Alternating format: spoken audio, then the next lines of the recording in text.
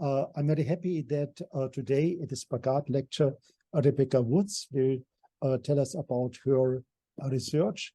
Rebecca is currently a senior lecturer in language and cognition at Newcastle University.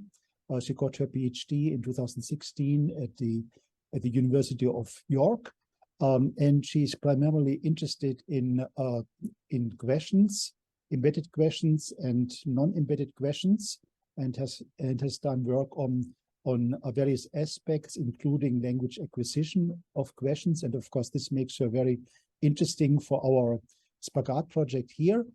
I just wanted to mention the article on embedded inverted questions as embedded illocutionary acts. I think this is where we sort of met the first time over this topic. I was very excited about that. And she also works on clausal embedding, especially embedded verb second. And there she edited or co-edited a book on verb second phenomena with Sam Wolf on rethinking verb second. And I know that a number of people here are interested in this phenomenon specifically, and she has done work on language acquisition, and I should also say that we are very much looking forward to her research stay at SAS starting in April. Now the commentator will be Daniel Goodhue. He is at SAS, not right now, he's in the States right now, but he's in principle at SAS. Before that he was at the University of Maryland, and he received a doctoral degree from McGill University. He's given one SPAGAD lecture before he was at SAS. He has worked on a wide range of phenomena connecting semantics, pragmatics, discourse, and prosody, and he shares with Rebecca a number of interests, for example, in high negation questions. You both have worked on that phenomenon, which is very interesting for us too. Rebecca's talk today will be about building a world, how English acquiring children learn to manage the common ground in conversation. Thank you very much, Manfred.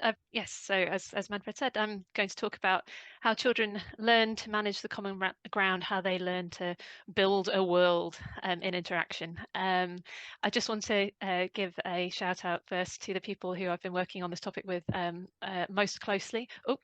I've been working on this topic for a little while and ideas around it with Tom Roper, with Johannes Heim, and there's some work that you'll see today, which was also done with Joel Wallenberg.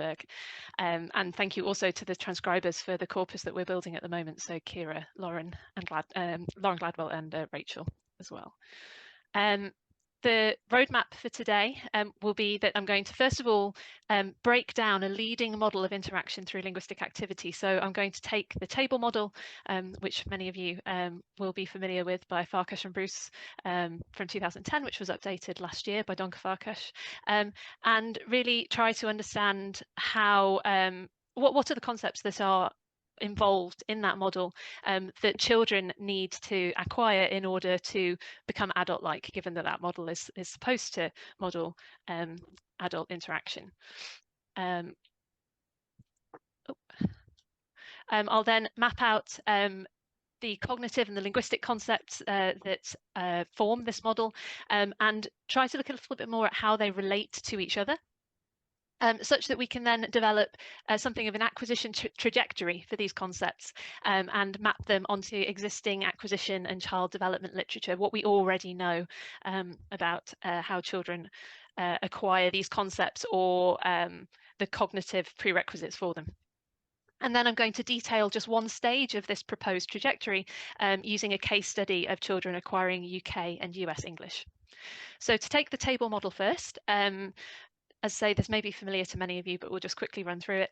There are 4 parts to this model. We have the discourse commitments of the speaker, which are separate from the discourse commitments of the addressee. This is the propositions that the speaker and the addressee are explicitly, overtly committed to in the discourse. Then we have a table where some issue is placed, some issue that's been floated or asserted by one of the interlocutors, and a sentence radical, which represents the form of how that proposition was expressed. And then we have the projected set, which is the future discourse commitments of the addressee. Essentially, what's the set of propositions that they are or are not going to commit to in the future. So here are some of the concepts that comprise this model. Obviously, anyone who is going to abide by it in interaction has to have a concept of a speaker and an addressee, which is to say of themselves in these roles, and then also the fact that someone else can fill one or other of these roles.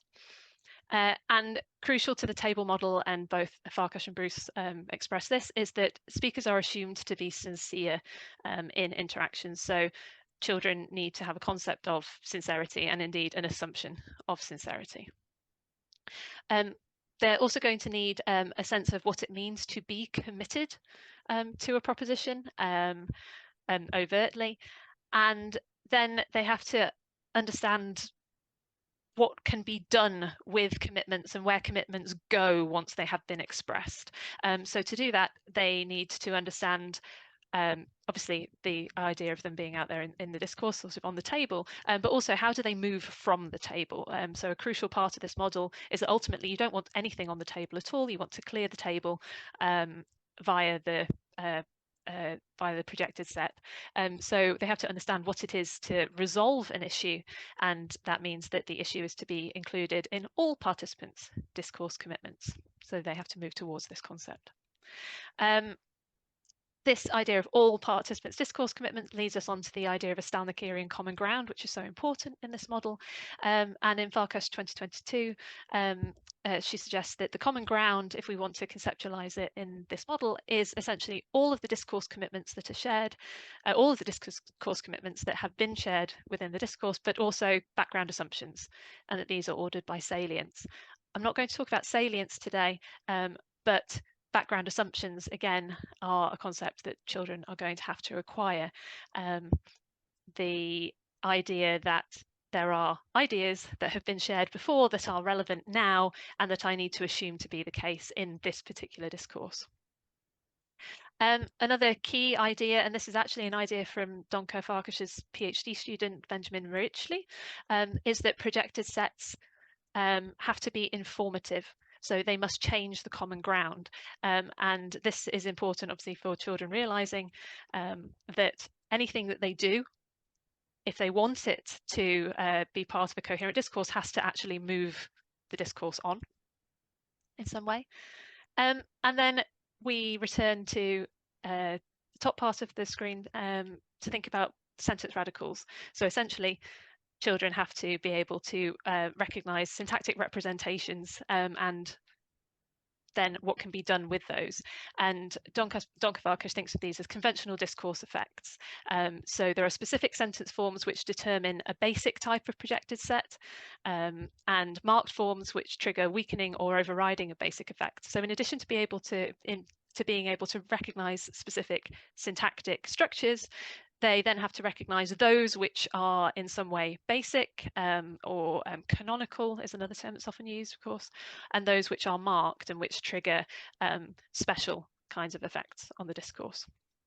So there's an awful lot of concepts to acquire in order for a child to ultimately engage in conversation in an adult-like way.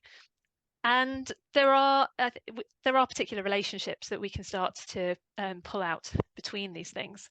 So I'm going to present these in a table, but as you'll see, I'm not suggesting that this is a linear sort of course of acquisition. It's a little bit more complex than that. So in order to develop a concept of discourse participants, obviously the child, this as a concept is contingent on the child being able to differentiate themselves from others in the most basic sense, and also in terms of different minds. To develop a discourse of to develop a concept of committing to a proposition in a discourse, then the child has to have a concept of discourse participants and these minds and these actors that are separate from themselves. And they also have to have a desire to share information and attitudes and also be able to recognize that in other people. we'll treat basic conventional structures and behaviours together. Essentially, we're taking syntax and prosody and gesture all together here. And in order to recognise these, again, we have to understand discourse participants and commitments, because these are structures and behaviours that can only be recognised within a discourse. And also developing groupings of structures which do similar things requires a sense of informativity. Now, we haven't dealt with informativity on the left-hand side of the table yet, which suggests that, as I said before, we're not looking at some kind of linear course of acquisition here. The child will have to develop some kind of basic concept of informativity, the idea that a specific structure has a specific effect, before we get to a fully adult-like conceptualization of this. Moving forward, background assumptions are contingent on, again, recognizing a basic concept of discourse commitments, and then being able to recognize information that has already been shared or resolved, and being able to bring that background in and apply it in relevant discourses. The concept of resolution is contingent, again, on the idea of commitments. It's also contingent on background assumptions, but remember, background assumptions were to some extent contingent on being able to recognize information that's been resolved. So these two things will be developing in tandem. And resolution is also an adult-like conceptualization of resolution, certainly is contingent on the recognition that commitments can change. That's to say that minds can be changed, and that people can renege on ideas or accept new ideas that might be incompatible with those that they've expressed before. So, as I've already mentioned here, we see a bit of interrelation between two of the rows in this table. Informativity, I have coming up next, even though of course it's already been mentioned, because for an adult-like concept of informativity, then a child has to be able to distinguish background assumptions from discourse commitments in the current discourse, particularly those that concern new issues. Children also have to have a really good understanding of the context change potential, to borrow a term from Manfred's work, of these basic structures. Like, what is the impact on the discourse, and not just in a sort of pragmatic way, but also in terms of how the addressee can respond linguistically, be it restrictions on the lexicon or on syntax. And informativity is also contingent on an idea of resolution, so that you're not attempting to add again to the discourse something that's already been resolved. So again, we see some interplay between a couple of the concepts here. And as I mentioned before, informativity, actually some version of this is going to be important from the moment that children are trying to make sense of what is a basic linguistic convention structurally and behaviourally. And then finally, we move to mark structures and behaviours, which are contingent on an understanding of what those basic structures and behaviours are, and also on concepts like salience. So really how ideas, how propositions are ordered in a discourse, how one can recall or propositions and make certain propositions salient, again, amongst lots of other things, as those of you who are working on things like bias questions know. So this is the task of the child. Again, as I say, it's pretty huge, but we're starting to develop a trajectory for what kinds of concepts have to come first. And now let's take a look at the literature from psychology, but also from cognitive science, and obviously from linguistics, to see what kids are doing at different ages.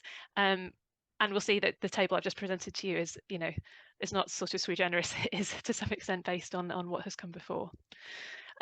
So I think we can assume a certain number of concepts and ideas and abilities in the child from birth. So I'm going to assume that children are born with a bias for sincerity, or to believe that those around them are being sincere, and a bias to categorize the things they see around them in some way. And we actually have evidence that children do have from birth some ability to take turns. So from 2 days, in fact, of age, Dominguez and colleagues noticed and demonstrated that these very, very small neonates engage in turn-taking behaviours by responding to parents vocal cues within about a second at a rate of above chance. And the older they get, obviously, the more likely it is that they will respond to parental vocalizations within smaller timeframes, and ultimately start to initiate these turns themselves. From about 4 months, we start to see the separation of a sense of self from other people. So children at this age start engaging in transactions. So for example, initiating motor actions like hitting an object, and then noticing that there are characteristic reactions to these, and then showing signs of recognition if they repeat the action, that there should be a characteristic response. And then from around about the same age, maybe slightly later in some children, we start to see children initiating basic interactive behaviours with other actual possible actors and not just inanimate objects. They vocalise and leave pauses for their interlocutors at this stage, the other agent of which they are aware, to share in this vocalization.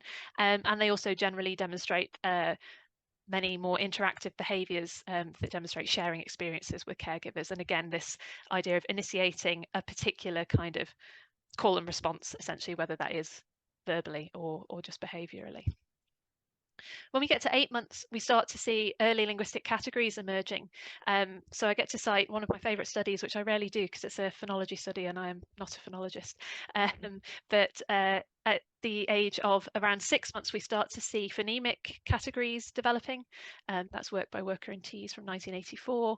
We start to see gestural categories forming, and also acts attached to some of those particular gestures, such as using points as requests for information.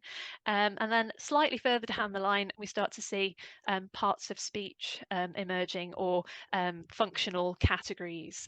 So we might see children differentiating between proper and common nouns, or seeming to have recognition that determiners, for example, are a group of some sort, not necessarily beginning to map these to meaning at this point, but certainly forming the categories, forming recognition that there are certain linguistic elements that belong together. So moving forward in time again to about 18 months and later, those categories are developing, and we're starting to see them be mapped on through successful linguistic interaction. We see the emergence of a bank of shared ideas, memories, and experiences between children and their interlocutors, and also the ability to project linguistically characteristic responses to certain behaviours. So this is when we start to see basic clause typing. Things like in studies like Yuan Yang's fantastic dissertation from last year, Dan's work with colleagues from Maryland that helpfully went on LingBuzz about 2 weeks ago, and some work that I'm going to share with you today. We also see social scripts emerging at this point, so more evidence of characteristic reactions and interactions, and we see imitation and modelling between parent and child. Again, given some more experience of developing these categories and mapping them as the child moves on, so we're in about the age of 2 years now, we see them beginning to show that they can distinguish new ideas and new issues from ideas that are shared and that are already stored, and from their assumptions, and we're starting to see refinements of those mappings. So we see this in the emergence of tag questions in children's output, and in the cognitive and developmental literature, we see much more evidence that children are very aware of others' feelings and judgments and are able to react and adjust how they speak to that. And then another 6 months down the line, we're at about age 2.5 now, heading towards 3 years, we start to see more marking of non-basic speech acts, which require a child to be able to exploit previous assumptions, as well as the concept of shared ideas. So areas we'd want to look for evidence for that are in negative bias questions. So this is some work that I've done with Tom. We see growing metalinguistic awareness, and even at this age, children are starting to show that they can adjust their speech to their addressee. So again, they're very, very aware of how they can use certain aspects of language, and that includes morphosyntax, to make whatever they're saying more appropriate to the message that they're trying to express to a particular addressee.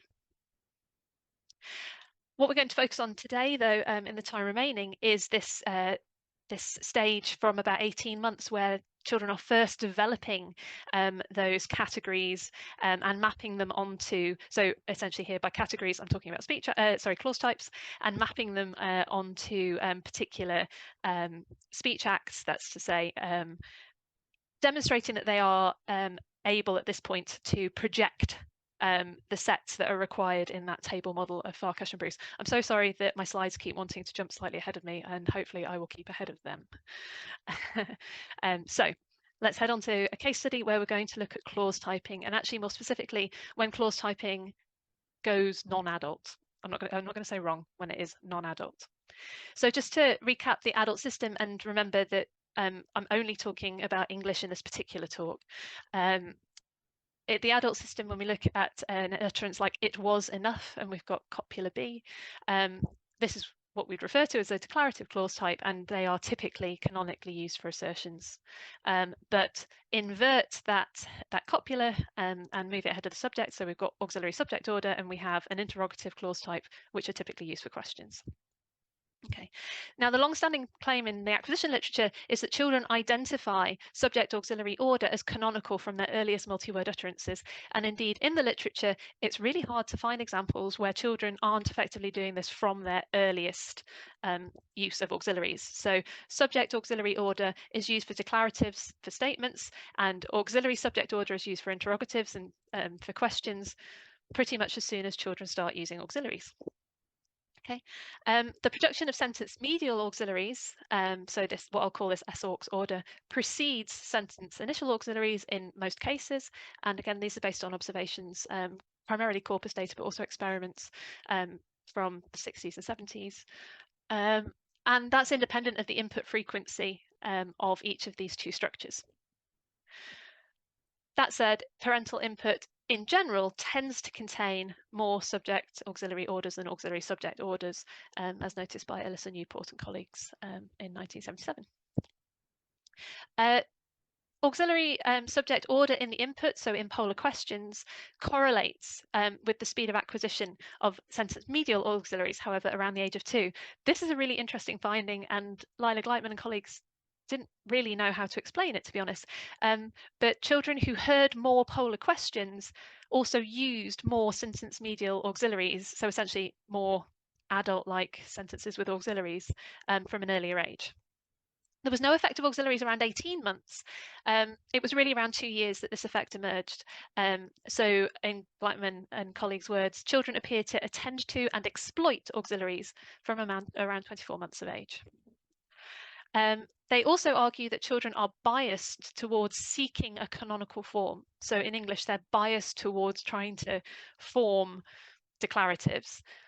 But it's really not clear how children identify a specific form as canonical, and the argument becomes circular.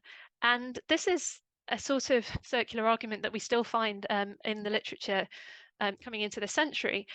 So in a paper by Geffen and Mintz, which I'll talk about in a second, where they were looking at how 12-month-olds, or whether 12-month-olds could distinguish between subject auxiliary, subject auxiliary and auxiliary subject order, they said forming generalizations about distinct word order patterns from different sentence types would not be possible if the generalization mechanisms analyzed declaratives and interrogatives together, which seems to me just to be saying, well, essentially the same thing that Gleitman et al. Was saying, and also raises the question of, well, why would children at any point start to think that you shouldn't analyze declaratives and interrogatives together? Or to phrase it slightly differently, why should the position of auxiliaries matter? They have to be given a reason for it to matter, as we'll see. So let's start thinking about some of that more recent literature and thinking about how children actually do map clause types to acts. And perceptual evidence already suggests that these mappings are developing over time.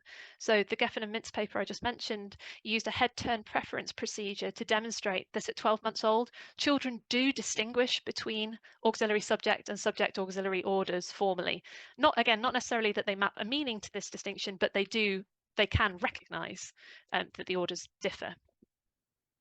At 24 months, children anticipate speaker change after turns which adults interpret as questions, then they do this more frequently than after non-question turns. So this is work by Casillas and Frank, and they were doing an eye gaze study showing videos of interactions, and after a turn which they coded as a question, children were, even at 2 years, were much more likely to then look to the next speaker to anticipate a speaker change.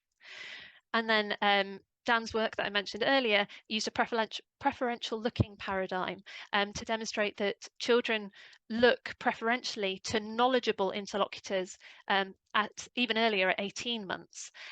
Again, they set up short discourses where after interrogatives, polar interrogatives, children would tend to look preferentially to the interlocutor who had the answer, so the other interlocutor, as opposed to after declaratives where they tend to keep looking at the current speaker.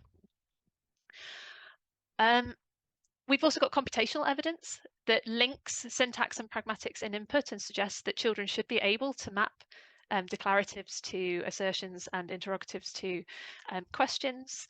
And this is Yuan Yang's dissertation, and she demonstrated that her models actually required not only syntactic but also pragmatic information to achieve this adult-like mapping, which was a really important finding. It's a fantastic dissertation, which I recommend you read. But in the literature, as yet, we're not seeing anything about a developmental trajectory in production. Kids just seem to be coming out producing adult-like auxiliary positions from the start. So the approach that we took to investigating this was to stumble by chance over 2 early talkers who don't map auxiliary subject order to questions, and then compare them with existing cases in the literature that do. So just to go back to give you some data so that you can fully visualize what these kids are doing. I'm going to show you the child system as exemplified by Teddy, who was 2 years, 5 months old when he uttered these utterances. So after finishing a glass of milk, Teddy put the glass down and said, "Was it enough?"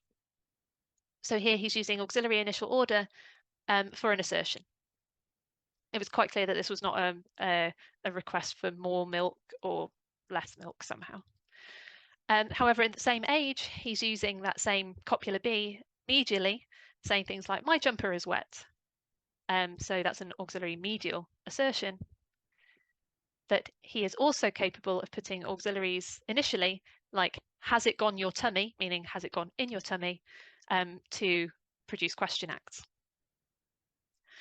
And he's not the only one. So we have 2 children who happen to do this. So let me introduce you to the children now. Now, something that was a little bit different about Teddy is that he was an early talker, sort of intuitively, but also in terms of his mean length of utterance by word at just over 2 years old. So we found 2 more children in the child's corpus who also had a similar sort of MLU by word, Eve from the Brown corpus and Naima from the Providence corpus. And in fact, these were actually the only 2 children that we found to have an MLU of 3 or very close to by the age of 2 years, 3 months. Both Eve and Naima are first children, and they were recorded having spontaneous interactions with parents recorded at home, and there's no evidence of neurodivergence in these children. And the same holds for the 2 children that we have been studying, Paddy and Teddy. The only real difference between Eve and Naima on the one hand and Paddy and Teddy on the other is that Eve and Naima were both raised in the States, Paddy and Teddy in the UK. And as you can see from the right-hand part of the table, the corpora for Paddy and Teddy are smaller than for Eve and Naima, for Paddy in particular. The Teddy corpus is growing, however, because it's in the process of being transcribed.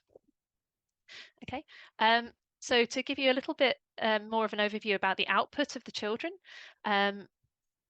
we've got subject auxiliary orders on the left, auxiliary subject on the right, and both Eve and Naima and also Teddy produce more medial auxiliaries than they do initial ones, just like we've seen in the literature before.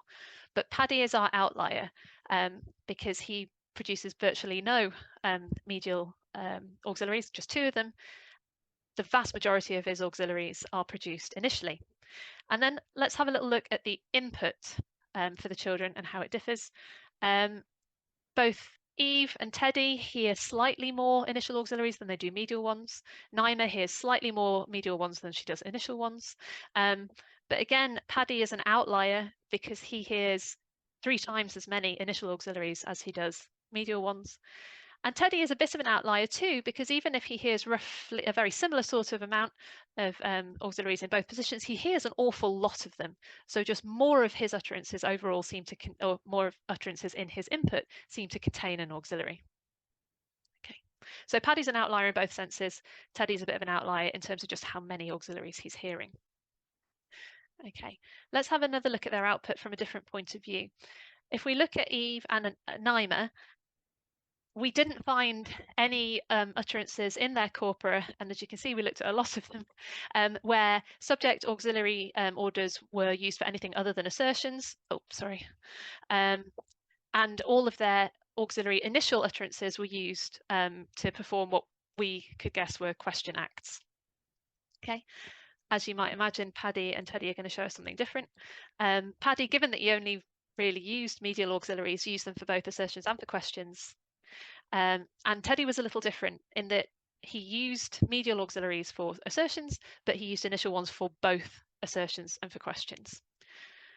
So we've got 3 patterns emerging here, but the really important part of these tables is this upper right-hand quadrant where you've got Paddy and Teddy using initial auxiliaries for assertions, where Eve and Naima are not. So to zoom in a little bit on what they're hearing, the sort of quality of that input, the qualitative details, if you like.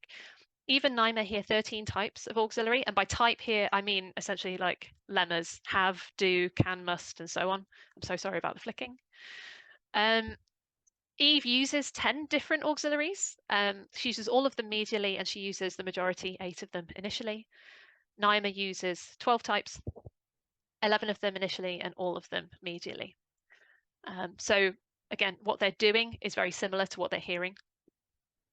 Paddy hears 10 different types of auxiliaries, of which 3 he only hears medially and 3 he only hears initially in our corpus. He uses 7 of them. So 6 of them he uses in initial position. And then in terms of what he's using medially, we've got one example of auxiliary B, which is actually incorrectly used. So I think you'd use have. It was for, I think it was for used with a past participle. So it was an ungrammatical utterance anyway. And then his only use of could was also medial. Teddy hears 13 auxiliaries, all of them medially, 10 of them initially. And then he uses 7 types, 3 of them medially only.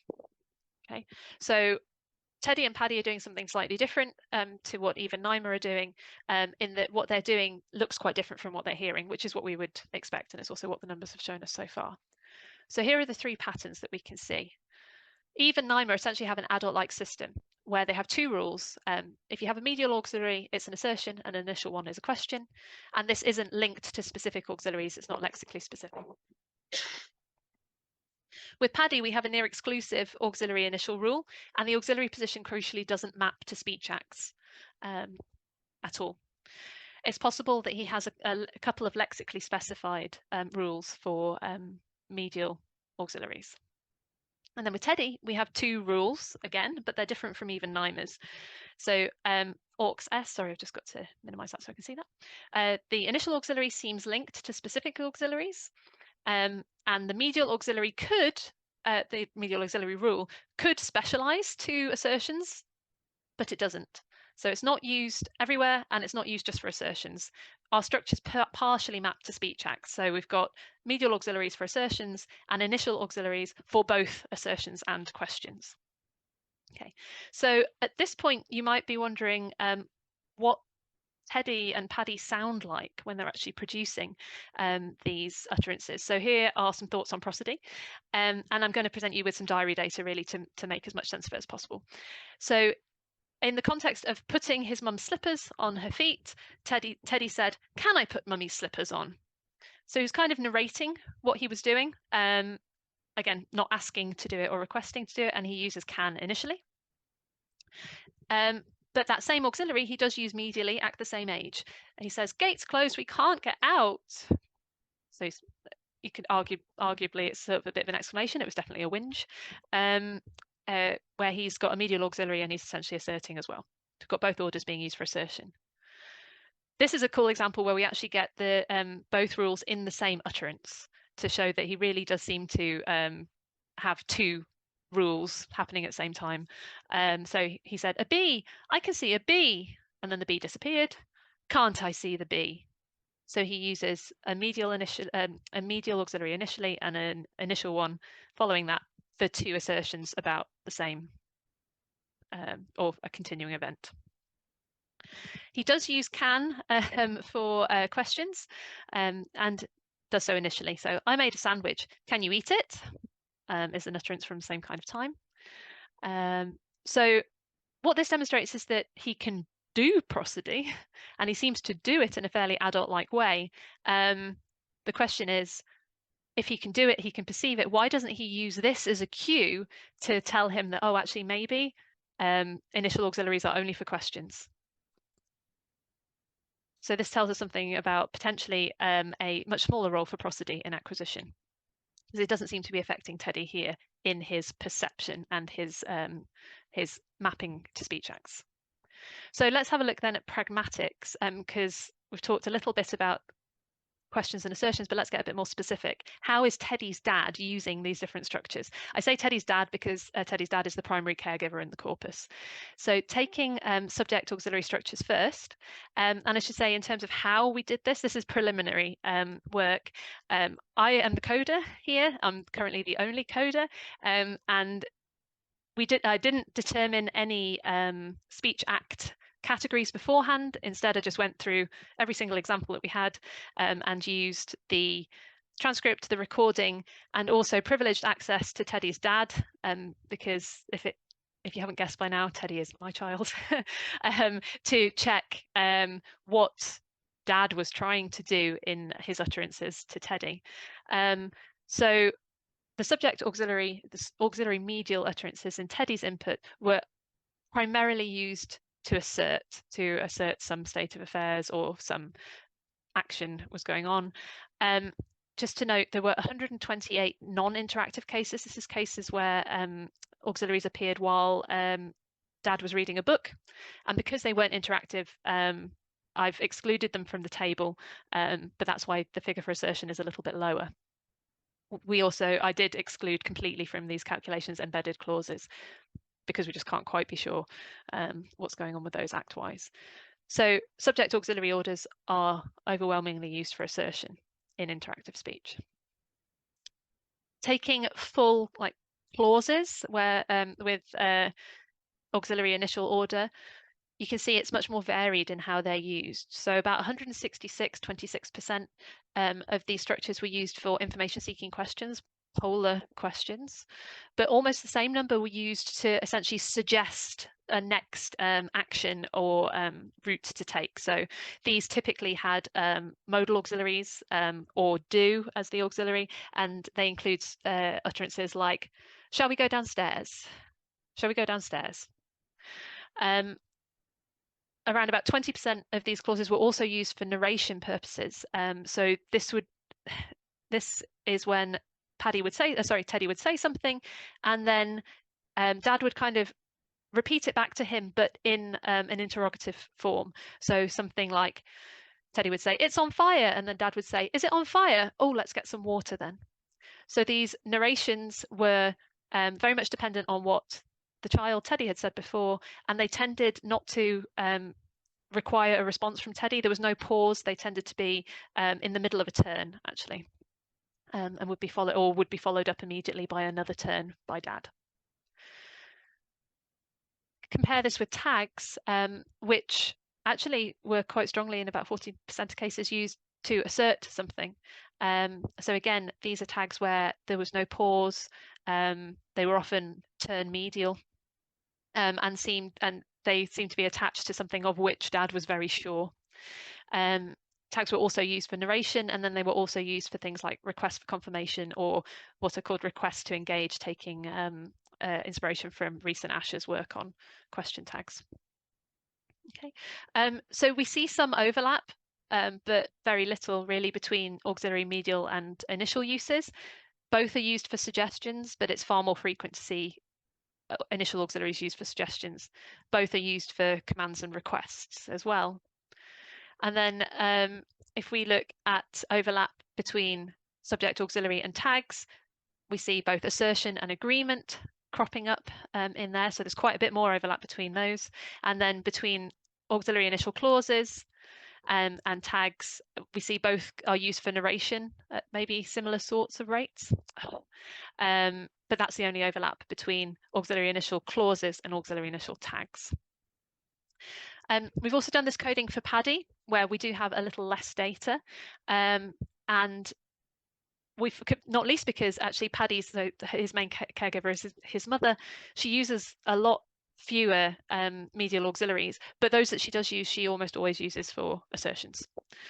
In terms of her initial auxiliary, she asks a lot of what we call test questions.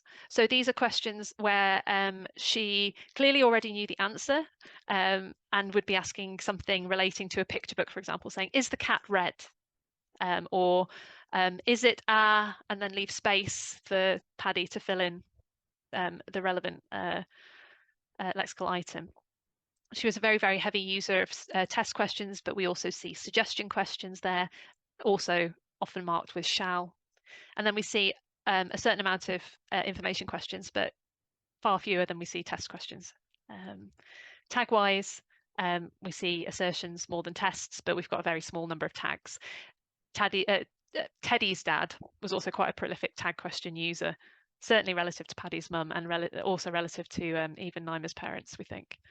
So there's a little overlap between subject auxiliary structures and tags again in terms of their use as assertions. And there's a bit of overlap between auxiliary initial clauses and tags in terms of their use as test questions. So what we're seeing from both of these sort of preliminary analyses is that we've got a really strong connection between assertion and subject auxiliary order, which clearly is part of the basis for the intuition that declaratives are canonical. It's not that they're privileged syntactically necessarily, but they're privileged in terms of their pragmatics, because this very strong mapping, the strength of it boosts the cues for this mapping both independently but also relative to other mappings that could be made. In Teddy, and especially Paddy's input, we see a much less strong connection between questioning and interrogatives, or really, any other kind of act and interrogatives. Interrogatives are just used in a ton of different ways. We don't find much overlap between auxiliary medial and initial clauses. We do see some between auxiliary medial clauses and tags. So this suggests that the pragmatic cues are there for Teddy and Paddy to map declaratives to assertion and also interrogatives to questions, but the rate of non-question auxiliary initial structures is so high that this may delay the process. And in the case of Paddy, actually delaying it with respect to assertion as well as to questions. So to draw some conclusions, we're going to suggest that children may develop lexically conditioned rules about auxiliary positioning on the basis of their input. And that's what we're seeing in Paddy and in Teddy, potentially. So this is potentially a stage that all children go through. But because Paddy and Teddy are early talkers, we're hearing them do it. They then move on to structurally conditioned rules of the kind that Eve and Naima are using, and Teddy's getting there. But what really matters is how forms are used, because mapping can vary so much in its transparency. So more transparent mappings are clearly boosting acquisition. What's also interesting is that I think, as I've suggested, and we need to look into it a little bit further, prosody doesn't seem to play a big role yet for mapping, because we're seeing children do it and perceive it, and we know they use it for turn taking, but they don't appear to be using it as a cue, for clustering clause types or for labeling speech acts, which is also a conclusion that Yang comes to in her dissertation on the basis of her computational model. So the outcome that we're seeing is that some children's output is less adult-like in terms of form-function mapping, depending on where they are in the acquisition process. So we think that we might not always hear the earlier stages of children working out clause typing if they occur before those children are actually using auxiliaries. So sorry about this. What nature of delay are we looking at in Paddy and Teddy? What is actually delayed? Well, Empirically, it's a little bit unclear how this delay is caught up because the corpus building that we're doing is still in progress. Theoretically, they're not avoiding assigning meaning to forms, which is something that Valentin Akar and Jeff Lids suggested in their 2019 paper, where they were looking at how syntax and pragmatics combine to bootstrap attitude verb acquisition. And Tobin Mintz had a similar criticism in a paper of this year. They're not avoiding assigning meaning to forms because clearly they are interacting and they are producing both questions and assertions, and they are mapping as best they see fit given the evidence that they currently have from both syntax and pragmatics. Something to point out is that these initial mappings do seem to linger. So we're not really sure exactly what happened to Paddy. What I can tell you is he's now 7 years old and he doesn't still do this. So he has adult-like mapping now. But Teddy, who's only 4 years, 3 months old, is still occasionally using initial assertions, not regularly, but occasional. And here's an example from 2 weeks ago. So on watching Mother try to scoop refrozen ice cream out of the tub, he said, "Is it stiff? It's very stiff tonight." So he was asked, "Are you asking me if it's stiff or are you telling me that it's stiff?" And he said, "I said it. It's very stiff tonight." So as best he can, given that his metalinguistic awareness is decent, but his metalinguistic vocabulary is not so well developed, Teddy seems to be suggesting here that by saying, "Is it stiff?" he was asserting and not questioning. So that dropping of that initial non-adult-like mapping is still in progress 2 years later. So let's refine the trajectory that I produced at the start and try and understand really what's going on at this stage of about 18 months. Yuan Yang, in her dissertation, had this approach to the pragmatic syntactic bootstrapping hypothesis. She said, "Learning to identify speech acts and learning to identify clause types are mutually informative. Children could use speech act information to learn the makeup of clause types and use clause type information to learn the sociopragmatics of speech acts." So the two, she's saying, are very tightly entwined. The novel contribution that I want to make here based on the data that we have is to advance our understanding of what contributes to clause type information that's relevant for clause type. So breaking it down a bit into that which is lexical and that which is abstract syntax, and also look to understand how different modules interact at given points in development. So this is our proposal for how children integrate different types of linguistic information around the age of 18 to 30 months, so 1.5 to 2.5 years. And this, there's a big hat tip to Yuan Yang here. First of all, they'll start off with paradigmatic relations and lexical groupings in conjunction and in discussion with pragmatics. And if you can make a rule on this basis, you will assume one. But if you can't, if the pragmatics and the lexicon combined are not getting you anywhere in terms of understanding what people are saying around you, then you'll start to look at abstract syntagmatic relations. Just to note, of course, these will have had some role in the paradigmatic relations that have been identified as well, because syntactic relations are used for parts of speech mapping. We've got evidence for that, as mentioned earlier. So the abstract syntax that children start to notice, this is also in discussion with the pragmatic component. And again, children may stop here if this is enough to get them a mapping of, for example, clause types to speech acts. But if not, then this is the point at which they may well move to prosody. Again, to some extent, prosody will have come in a little bit earlier for highlighting aspects of syntax or highlighting certain words to help form those paradigmatic relations, but in much smaller, maybe less suprasegmental ways. And when prosody comes into play, this too is going to talk to the pragmatic component.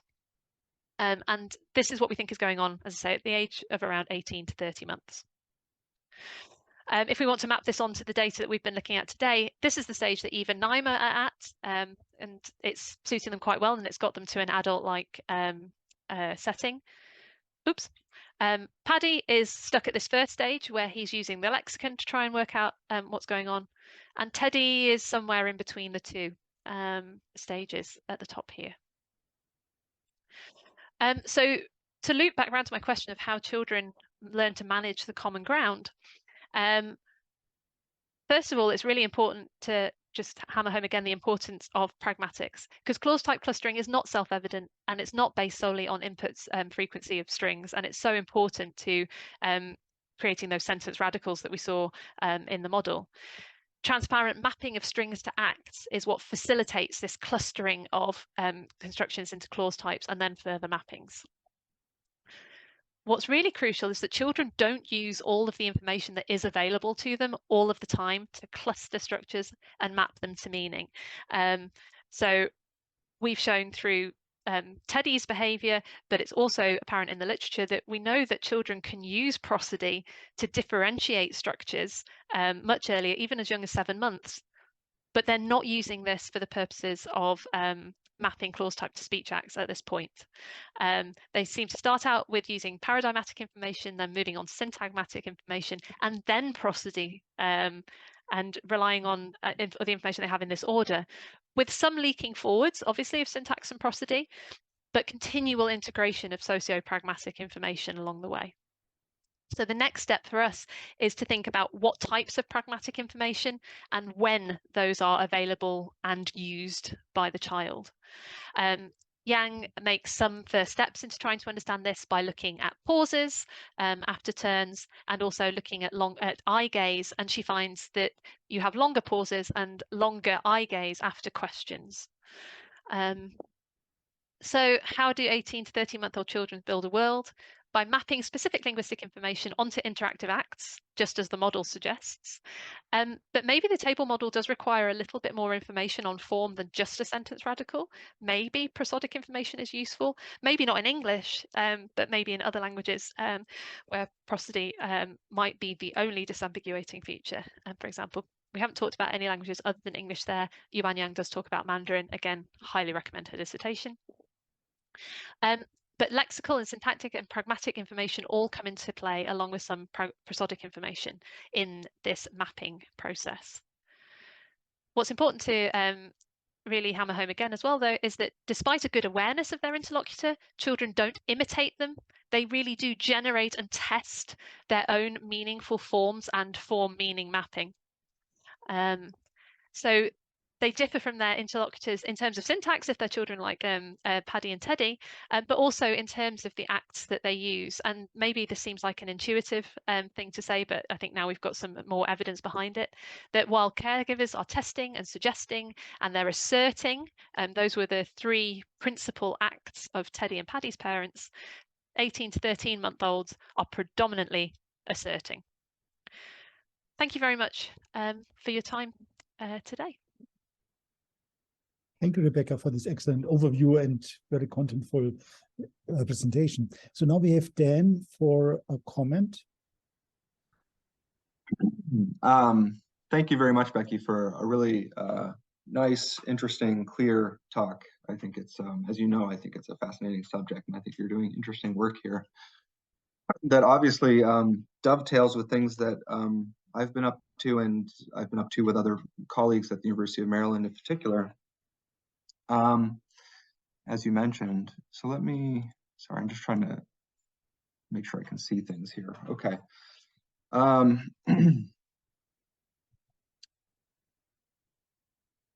So I want to, I kind of have 2 main things to say, I guess. And one is going to be a note on the role of prosody, which you discussed a few times here.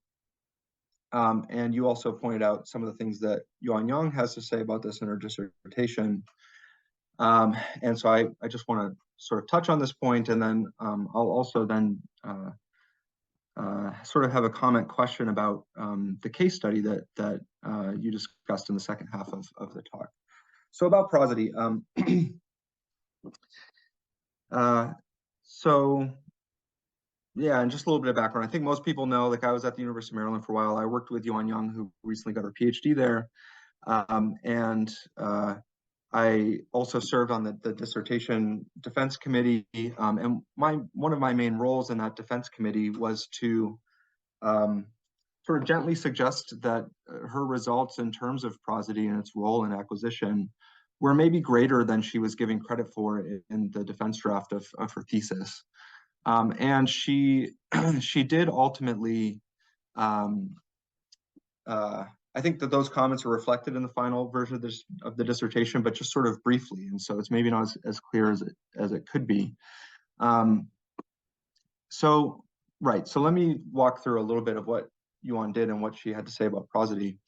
So part of her dissertation is about building computational models for the learning of the three main clause types, right? Declarative, interrogative, and imperative. She built a syntactic model, a purely syntactic model, and then a syntactic pragmatic model. So that's the syntactic pragmatic learner. So the syntactic model only had access to basic syntactic information, like is there a subject present in this clause? Is there a verb suffix? Is there an auxiliary? Is there subject to auxiliary inversion? And the model's job was to take input sentences and sort them into three categories, right? To see if it could discover declaratives, interrogatives, and imperatives. And actually, let me already pull up this plot here. So what we're looking at on the y-axis in this plot is the model's performance, its accuracy in sort of sorting clauses in the input into these three groups. And the dotted line here is the performance of this purely syntactic learner. And what we see is that it's not very accurate, right? So it's not getting the job done with purely syntactic information. Okay, and then what she does is she compares this to the syntactic pragmatic learner, and the pragmatic part here is really just speech act information. So the model is told speech act labels for each sentence that it's looking at. And the model, of course, doesn't know anything about speech acts. It's just so there might as well just be labels, A, B, C, whatever. But it's told that they have these labels and that these labels are relevant for its task of sorting sentences into different groups. With that information, the model performs much better. So just looking at this one, can you see my cursor, by the way? Yeah, okay, so this one horizontal bar here on the left, this is the perfect syntactic pragmatic learner. It knows for each sentence which speech act label it has. And it's performing very well enough to accurately separate the clauses in the input into three categories, very close to the actual annotations for those clause types. And so that's very interesting. And then what this model, what this graph is showing us is that as we move to the right, we're adding noise to the speech act information. So we're getting less and less speech act information fed into the syntactic pragmatic learner. And what we find is that even if we get, it's only once we get to 100% noise that the model is performing at about the same level as the purely syntactic learner. And otherwise, it's still performing quite well, all the way up to even 70 to 75% noise. And so the idea here is that even if the child only has access to some speech act information some of the time, that will be good enough to perform at above chance levels and sort of get off the ground and sort of sorting clauses. And by the way, I forgot to mention a crucial assumption here. The model knows that it's trying to sort these clauses into three groups. And that reflects the assumption that the child may be born knowing that there are three main clause types. And that assumption is made on the basis that cross-linguistically, it appears to be a universal that there are three main clause types in every language. Languages will sometimes have other minor clause types as well. Okay, so those are the assumptions, and that's what this model can do. Now, if this is right, if the child is sort of not able to do this with purely syntactic information, but requires some speech act information, the question is, how do they get that information? And as Becky mentioned, Yuan discusses socio-pragmatic cues, longer pauses after questions, eye gaze, and so on. But what I want to focus on here is the possibility that prosody may also play a role, actually. And this was part of our discussion at her defense. So Yuan has a whole chapter where she's looking at prosody in the input. And so what we're looking at here is we're just looking at a crude measure of whether utterances rise prosodically, utterance finally, or fall prosodically, utterance finally. And on the left, we're looking at differences across the different clause types, and on the right, different speech acts. And what we're seeing is very little difference across these. Now, let me just say a little more about the measure. So I said crude.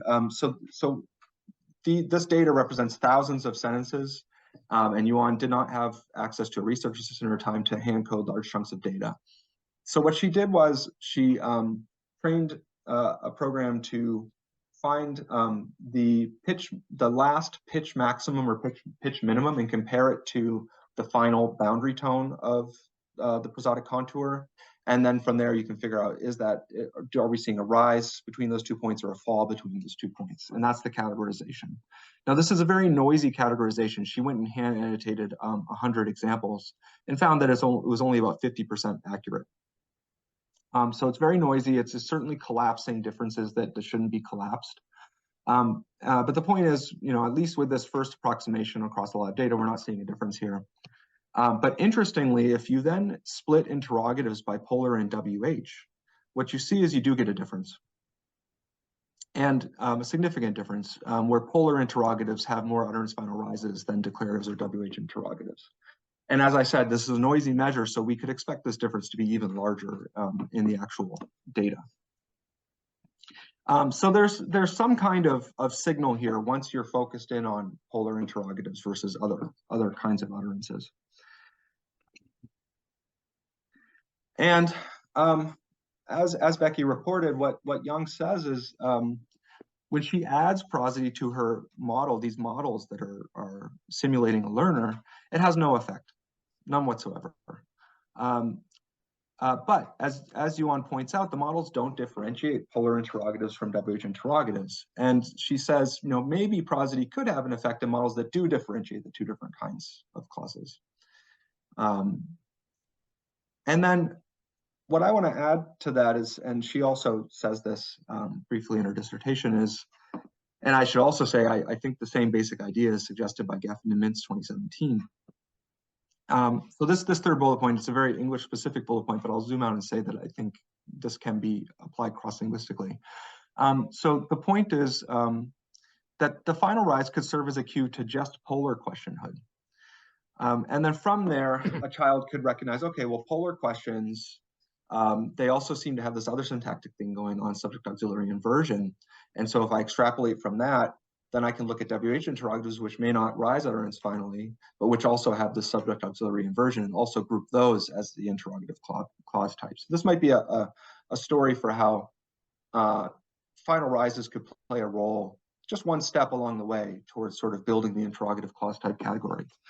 And so then it would play a step, one role in helping add just that little bit of pragmatic information that the syntactic pragmatic learner needs in a larger sort of set of information that it uses to do this clustering. And I mentioned, and I think Becky also mentioned this actually. So, that this should be relevant cross-linguistically as well. It's not a cross-linguistic universal that polar questions rise utterance finally, but it, both Carlos Husenhoven and I think Koenig and Siemens in a paper on clause typing say that utterance final rises are cross-linguistically quite common, even if they're not universal in polar questions.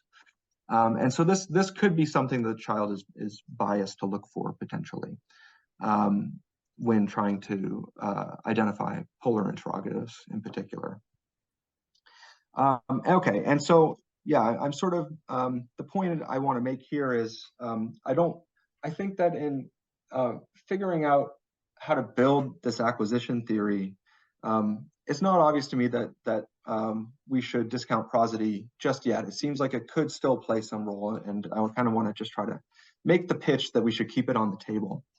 And I also wanted to mention briefly that I meant to mention this before, but this actually connects to, so when I gave a SPAGAD talk also on the acquisition of clause types and speech acts over a year ago, the discussant for my talk was Krista Shendroy, and her main question was, what do you think the roles of syntax versus prosody are, relatively speaking? Is one more important than the other?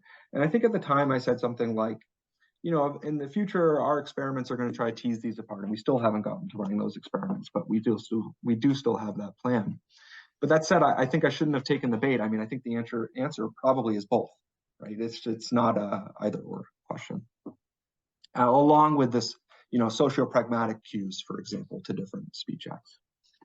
Okay, I've been going on quite long, and I want to get to the second point here. My main question about the case study in the second half is why are subject auxiliary inversion constructions being used for assertions in particular? So Becky, you said that in the input, the connection between declarative insertion is stronger than the connection between interrogative and question, and that this may delay the acquisition of this subject auxiliary inversion constructions. But what I'm wondering is why in particular does it seem like with some of these children that this construction is getting mapped to assertion in particular? And I want to look at some of the particular data and sort of float an idea that I'm not at all convinced of, and I think actually could depend on the actual empirical facts. And it seems like you have access to pretty rich contextual information. So I just wanted to sort of put this idea out there, but if you have further thoughts about why this mapping is happening this way, I'm very interested to hear. Right, so you give these examples where you said the child, Teddy, is essentially narrating what's happening, right? And so one context was, while putting mom's slippers on her feet, Teddy says, "Can I put mommy's slippers on?" And notice here, I'm putting the auxiliary in all caps because it seems very clear from your productions of these, and you do it very faithfully. So I completely, sort of assume and trust that it's pretty accurate to your recordings of these things, that you're getting prominence on the auxiliary and de-accenting on the rest. And it was the same actually with the milk example. Was it enough? And in fact, it was the same with some of the other examples as well. And right, and then you pointed out that in the adult input for Teddy, there's a large chunk of the auxiliary first data, 20% is what you called narration. And you gave us the example of, "It's on fire," and the father says, "Is it on fire?" Or sorry, that's not the way you produced that one. You produced that one with the final prominence on fire, and I assume that's right as well. But I'm wondering for this larger sort of category of input, whether it would be worthwhile to look at what's going on in terms of prosodic prominence, and whether you might also be getting prominence on the auxiliary and de-accenting on the rest. Because this kind of context is the kind of context where it would be felicitous, right? So it's on fire. Is it on fire? Let's put it out then. And also the second question is, does it fall utterance finally, or does it rise utterance finally? It could rise, right? Because these are, in a way, questions, even if they're maybe not, standard sort of speech acts, information seeking question speech acts. And, it makes perfect sense, of course, this idea that the father is narrating something and then, immediately moving on, not really asking for confirmation even. My thought here is, yeah, I mean, is it possible that,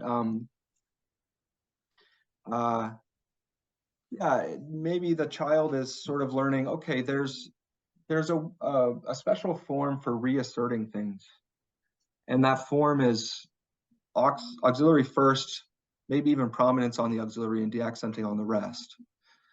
As a way to sort of think about what's going on with these prosodic prominence shifts here. And maybe there's prior overt linguistic context that makes that prosodic prominence shift acceptable, or maybe that not, and maybe the child is imagining that in some way. And then the last thing I want to mention, I'm very glad to see Sophie and Heiko are here, because another thing that crossed my mind with this is they have this wonderful paper on German inversion exclamatives, where it seems like there's a requirement that prosody lands on that auxiliary actually. And another possibility here is that could this be some kind of exclamation? Right. So that's something I'm also curious about, and I'll leave it to them to see if they have more to say about whether that seems plausible to them or not. Yeah, and so I think I'll just leave. I mean, I'll just mention, I quickly jotted down during your talk, these other two examples. I can see a bee. Can't I see the bee? Same thing, right? Now here you're getting, instead of repetition, you're getting a shift in polarity, but otherwise something very similar. And is it stiff? It's very stiff tonight. you know, that sounded like a discourse initial kind of utterance, right? But with this prominent shift. And so, okay. And so I'll stop here and say thank you very much for a very nice talk. Thank you, Rebecca. If you want a very short reply, because we want to give the chance to other participants as well. Thank you. Yeah, thank you so much for that, Dan. And I really appreciate actually you taking the time to talk a little bit more about Yuan's work, because when I started to write this presentation, it was kind of like basically describing her dissertation. And I thought, oh, well, this is nice, but actually I won't get any time to say what I've got to say. So I'm really grateful that you took some time to do that. And thank you also for the really intriguing suggestion. As you were talking it through, I thought about the bee example and thought, oh, actually, yeah, that's a similar kind of situation.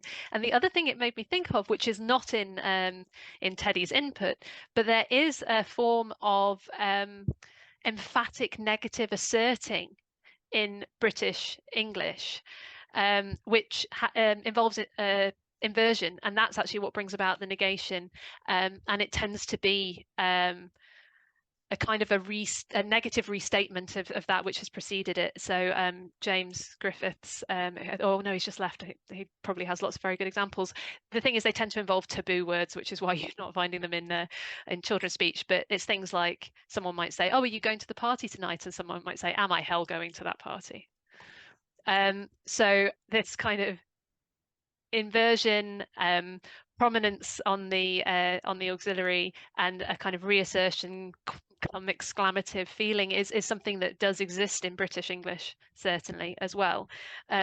So the idea of a form for reassertion is a very interesting one that I'm going to need to think of. And thank you also for flagging Sophie and Heiko's work on German inverted exclamatives, which I'm going to have to go and look at.